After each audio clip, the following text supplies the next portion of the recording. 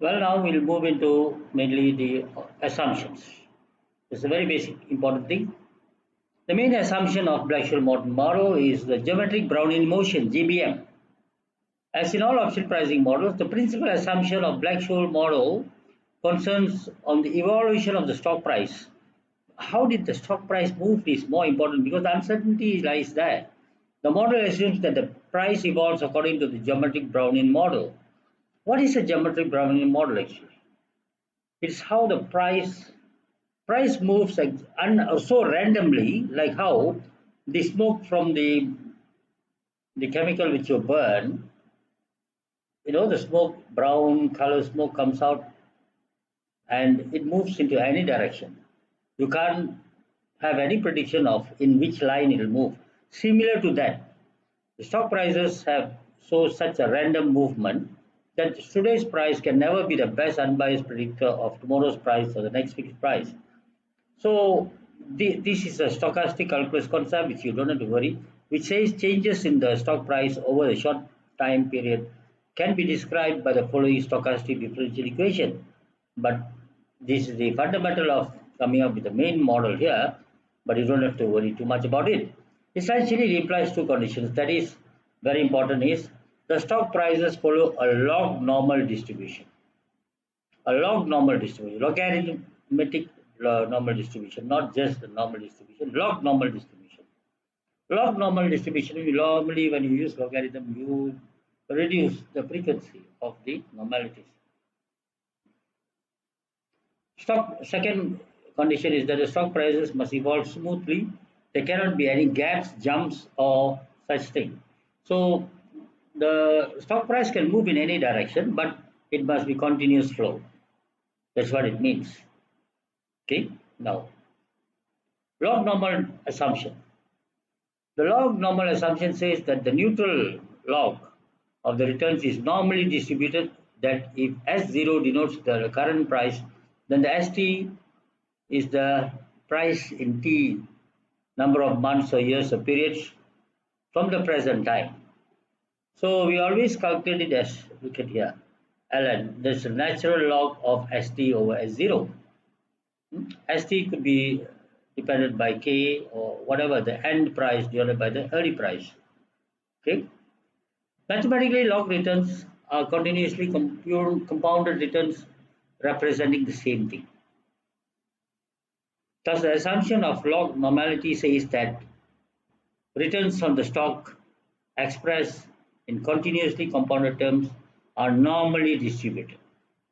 Okay, that's it. Don't ponder too much on this. This is the log normal density. Well, now coming to the component of the volatility, the number small sigma is called the volatility of the stock. Thus, volatility in Black-Scholes model refers to the standard deviation of annual log returns. How much left and right movement it has got standardized. The Black-Scholes model takes this volatility to be constant. In principle, this volatility can be estimated in two ways. That is one, the stock price historical data. This is called the historical volatility. You take the stock price historically for the last 1 year and calculate their returns and see how much left-right movement it has got. That's what we call it as the standard deviation of the historical returns. We call the historical volatility. Or from the option price itself. This is called the implied volatility. These two, the difference you must understand. We discuss the issue of volatility estimation further down in this lecture. For now, assume that the level of volatility is known. Usually, we don't ask you to calculate the volatility for any question here. We give you the volatility. You use it to plug into the equation and calculate the call price or put price. Okay. Is the GBM model, GBM assumption is a reasonable assumption? Evidence from S&P 500 index, the volatility is not constant over time. That means volatility itself is not constant. Let us see. Look at this. Look at this frequency of the graph. Some points there are outliers. This is what the issue. Sudden outlier in a certain days. Normally in the regression, what we do, we just remove it. Simple. Remove that part. After all, we are taking in for a year 262 dates of trading. What's wrong in removing 1 or 2 day, which is really disturbing the mean? Okay, the GPM is a reasonable assumption. Well, evidence from Rio Tinto, stock prices can jump. So look here, there is one zero here, one circle here, that the price has fallen simply too much. And there's a circle here where the frequency of fall is very heavy. One fall here. All these are creating some kind of a outliers in the equation, outliers in the frequency. Normally we remove it and make it here. Here is what GBM price may look like after adjusting for the gaps and jumps. It may not have any huge falls in a single day or huge ups in a single day. It can move into any direction, up or down, or even like yo-yo, but it has to have a smooth, frequent movement. Okay? Now, is GBM a reasonable assumption? Let me see.